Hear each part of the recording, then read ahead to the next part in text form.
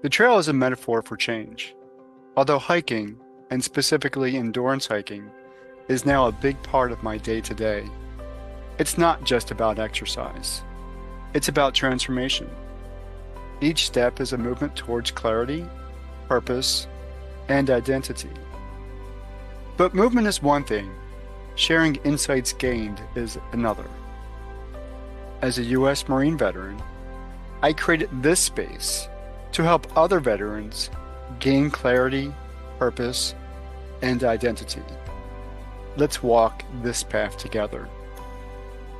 This is Trail to Transformation.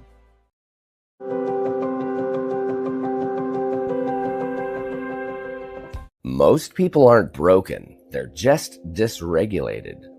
Chronic stress, pain, anxiety, and burnout aren't mindset failures. They're nervous systems stuck in survival. I'm Leland Holgate, combat veteran and neuroscientist, and I created the Welcome Home method to help people rewire their nervous systems with breath. To go deeper, visit thewillfulwarrior.com.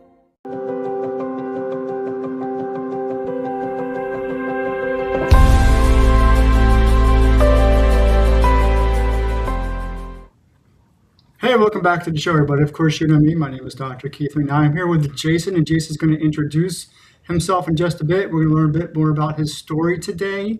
But I just wanted to say, every time I listen to my introduction, I'm so inspired by my own story, and I love it. I need to update those pictures at some point with pictures of the Appalachian Trail, but we'll get there. Jason, welcome to the conversation. How are you, sir? I'm doing well. Thanks for having me on today. So who are you? Give us some backdrop into who you are, please. Yeah, thank you. We always start the story from the beginning. And my beginning was I was born a healer. I was from the earliest of age. I always knew that I saw things, felt things, knew things, that my journey was going to be about supporting others on their journey. And that's a whole another conversation because I'm a Gen Xer. I was born in the times where I was very emotional. I was an empath. I'm an empath, and where boys don't cry, things of that nature.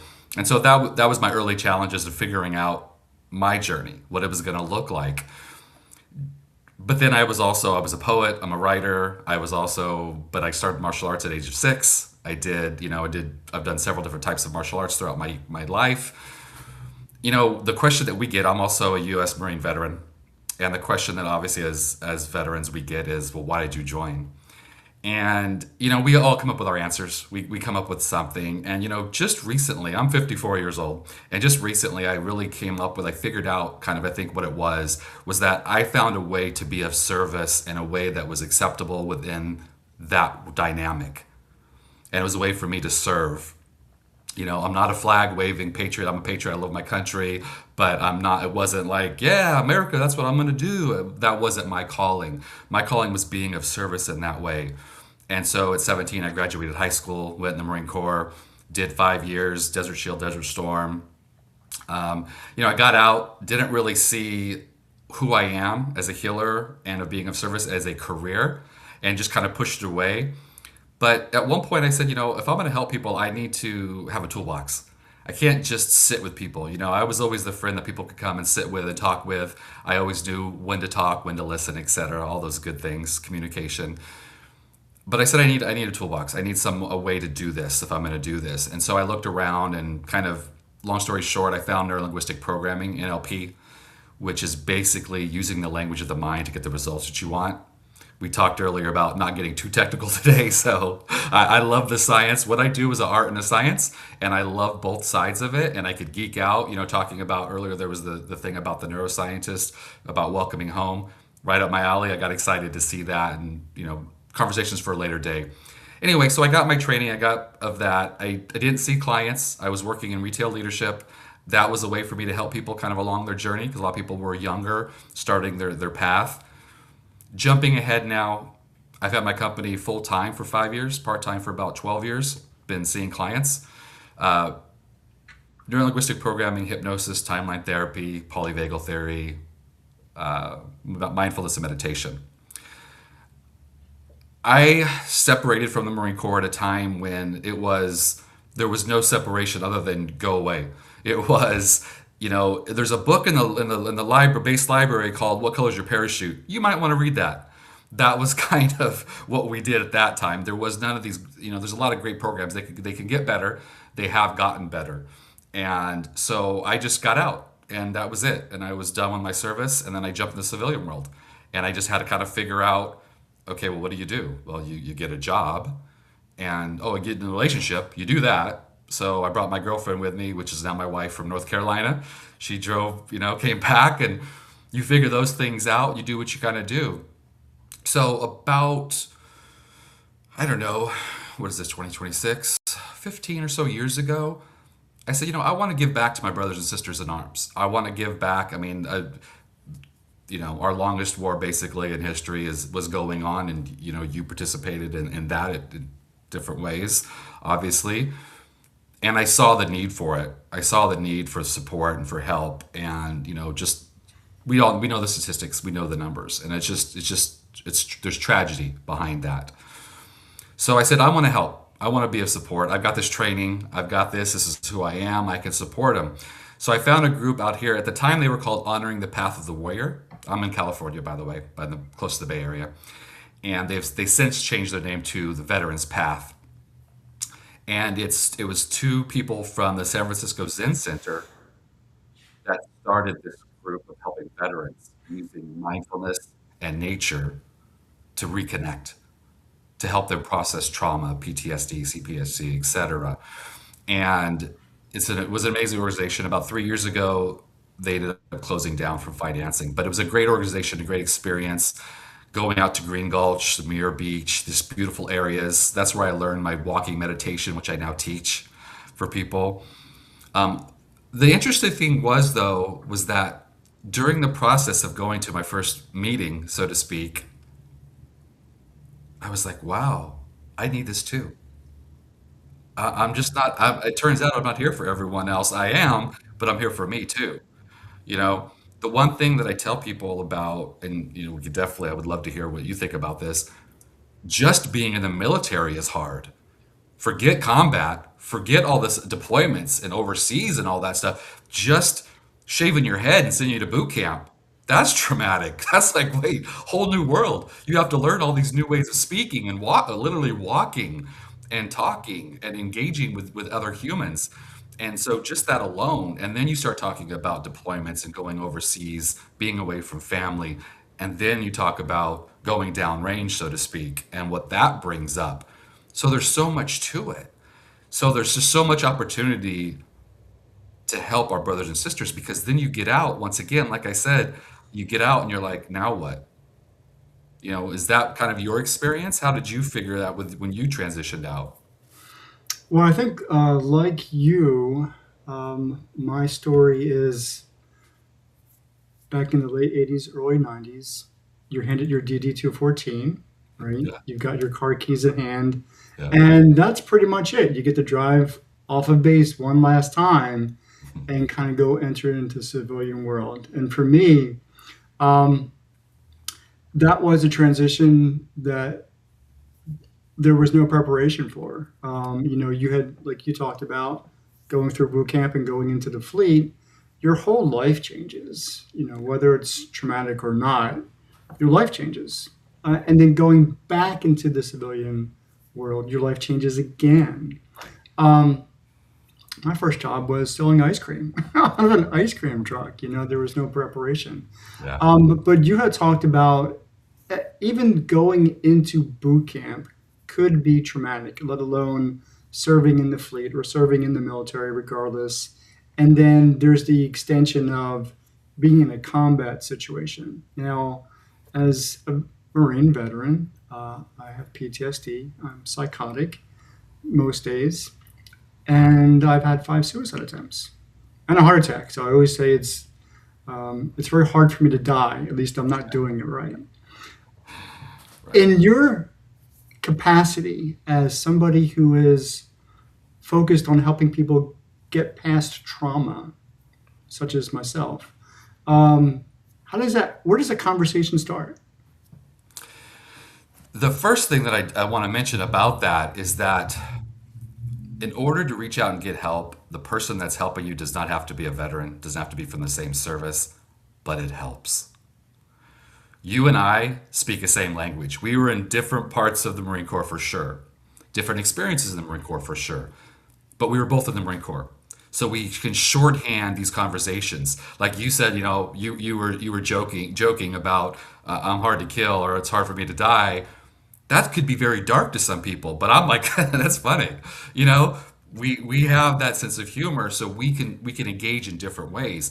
And so I mention that because that's the conversation can start there, where I don't know what you went through. I didn't go what you went through specifically, but I have an idea. We come from the same culture and we have the similar values. And that's one of the big switches going from a civilian to military and then from military to civilian is your values, and values are what's important to you. Your values drastically shift. So starting with people, and this is all clients for me, I start where they are at.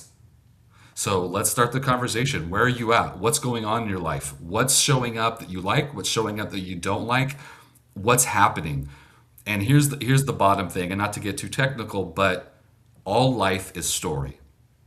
Whether you're talking about shamanism, indigenous cultures, or Jungian psychology, all life is story. And it starts with what story you're telling yourself. And the problem with a lot of trauma, which leads to PTSD or CPTSD, is that your story keeps getting stronger and it keeps driving you in certain ways. And there's reasons for that. One of the possibilities is that, we talk about in the veteran community, we talk about not all wounds are visible. We're taught to be strong, we're taught to be big, we're taught to whatever, and now you have these mental issues that are pulling you down, but a lot of folks don't have the physical disability, so to speak. So it's like you almost have to say, well, no, really, this is really bad. Like you try to prove yourself. And so you tell that story, and when you retell that story, it gets bigger and stronger. Not saying you're lying about it, but just saying you give it more power. No, I was in this situation and I was in that situation. And we as military folks have a bad habit of comparing ourselves. Oh, I don't know if we can cuss on the show, so I'm not going to, but oh, you didn't see nothing, man. I didn't see nothing, man. That other guy, he saw a lot more than I did, or she saw more than I did. I only had 3 bombs go off. They had 15, or we do that comparison thing. And it's like we diminish what our experience was. And so I want to start with truth and honesty. Here's where we're at. Let's talk about what's your story and how do you see what's going on. Marines and probably military veterans, service members in general, do tell themselves that narrative. And for many years, my narrative was the same, misfits, don't belong, and other words I could easily describe myself. Right. It wasn't until the fifth suicide attempt, so back in 2021, that I knew that if I didn't make changes Right. for me personally, that this situation, because it seems to be a cyclical event, it's kind of the same variables that once they kind of are to a degree, my life implodes. Right. The thing I needed to do for me was make connections, make friends, make them in a new way, a better way, a healthier way, to kind of expand my horizons or my bubble. I'm going to throw the question back to you. Where is connection as part of the healing journey? Now, you've talked about you have different pathways to healing. Right. Where is community connection in terms of healing? I love that question. Thank you. Because it's like my soapbox moment. So without going on the soapbox, what I tell people is that there's three connections, main connections. There's connection to self, there's connection to others, and there's connection to something bigger than us. And whether you call that God, spirit, source, nature, whatever you call that, there's that connection. Those are the three connections we see in life. and they're all important.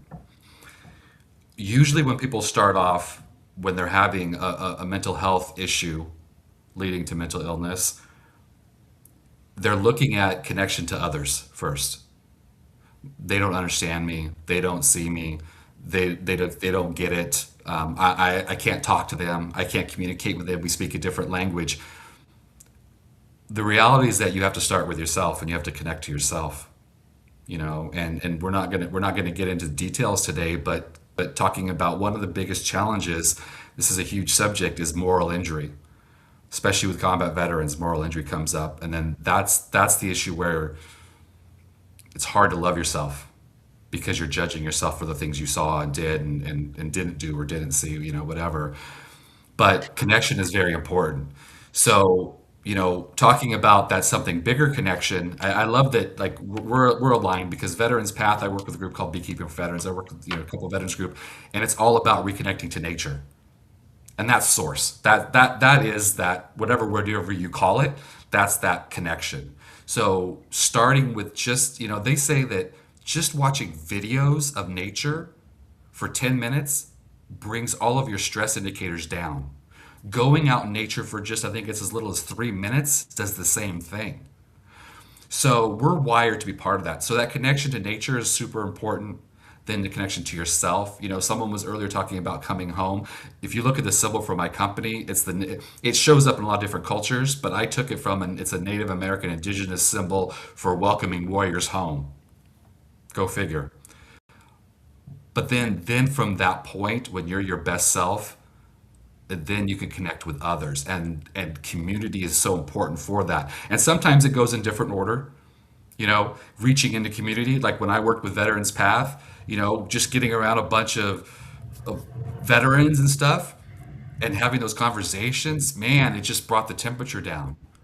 Like you could see us all just finally take a breath. Like we felt like we could actually do something. Like we go, oh my goodness, I remember this. This is home for me, and it gives you that chance. And then through connecting with that community, I have a saying, in community we heal and in community we grow. And I think that sums it up. Throughout this conversation so far, you've been talking about connecting with nature, which is, for me, where I'm at. So the name of the foundation is Trail to Transformation. The name of the TV show is Trail to Transformation. There's a reason for that. Is because not only after my 5th suicide attempt, a year later I had a heart attack. And although I've always been, I want to say, athletic, I've always been an exerciser, even post my Marine service. Being outside is important to me, but it became even more important Right. after the heart attack because because what I was doing in terms of exercise, which was mostly strength training, and I would eat anything, literally, just about, except for asparagus or something like that. Something weird. I would eat literally anything. And so even though things looked good on the outside, which was pumping up my ego, I wasn't taking care of me. Yeah. And I was killing literally my heart and my kidneys. And so I had to find out a new way of being me that felt natural. And I put my backpack back on. I got a ruck, right? Nice. And I now have a service dog. I've got Ashley. And so being outside every day, walking, and quite literally 12, 13, 14 miles, and sometimes up to 20, Wow. with the purpose, with the purpose of hiking. We're training for the Appalachian Trail. So we attempted it this year, 2026. I'm not going to use the F word, and that's not the other word. It's the failure word. Right. It was a learning lesson, lessons learned, right? So we're going to go back on the, next year, 2027. With the time that we've got left, talk to us really. And you mentioned about walking meditation. I want to know more about that. Maybe we don't have time for that today, but talk to us in more depth about the value of nature and being outside. It's so important. This is, the saying is that as humans, we're very good at planning our lives, but we're not so good at living our lives. And, the example that I teacher, I never worked directly with him, but his work, Thich Nhat, a Vietnamese Zen monk, he talks about, if I'm out in nature and I see a beautiful flower 15 feet away, I walk over to that flower. When I get to that flower, I'm going to smell it. It's beautiful. I'm going to enjoy it. But every step I took going to that flower is life. Why would I give up those moments of life to get to something that I think is better in life? And so walking meditation is just that. It's meditating while you walk. It's being present for every step because every step and every moment is the only life that you and I have. And so it grounds you. And there's more to it, of course, around the technical aspects and the metaphor of it. But basically, what you're doing is you start with your breath, your breathing, and then what you do is you count how many steps you take with your inhale, how many steps you take with your exhale, and then you use that count kind of as your mantra. And you focus on that, and that quiets what we call the monkey brain, right? Because if out in nature, there's always birds chirping, there's the monkeys in the trees, depending where you're at, and we get distracted by that. But what walking meditation does is it brings you back to yourself and to that very moment. And that's very important.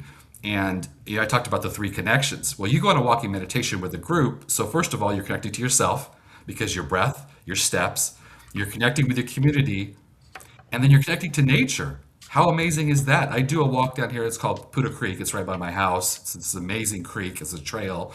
And you get that chance to connect to all three connections. And so being out in nature with other people, even if you do it by yourself, it's still great. But then coming home to yourself at the same time, it brings all those together. So walking meditation is just really about knowing that you can focus and be mindful of every moment, regardless of what you're doing. Meditation is not just sitting in the lotus position with the mudras and the spine in a certain way and your chin just right. I've done that. I've done zazen. You know, whew, it can be challenging. But this gives you opportunity to say, just being when you're out doing your walks, you're meditating. You're present in nature. You're present with yourself. You're present with your dog. You know, and you're doing a process that brings you that mindfulness. And so that's what walking meditation does. And I appreciate all of that. And there was a time, and I still do it. I actually count to 100. Like every left foot from the Marine Corps. That's a big Right. thing. Yes. Yeah. I count to 100 steps. And Right. then I count to 100 steps again. And then I count to, so I have 1,000 upon thousands upon thousands of steps that I've literally counted. I have added some other forms of mindfulness practice when I do walk, Mhm. but there's actually, and I'm not a scientist by any stretch of the imagination. Um, I did some reading Mhm. online, of course, about how the body changes physiologically. So decreased cortisol levels, Right. increased all those good hormones that I can't probably pronounce today, even if I tried.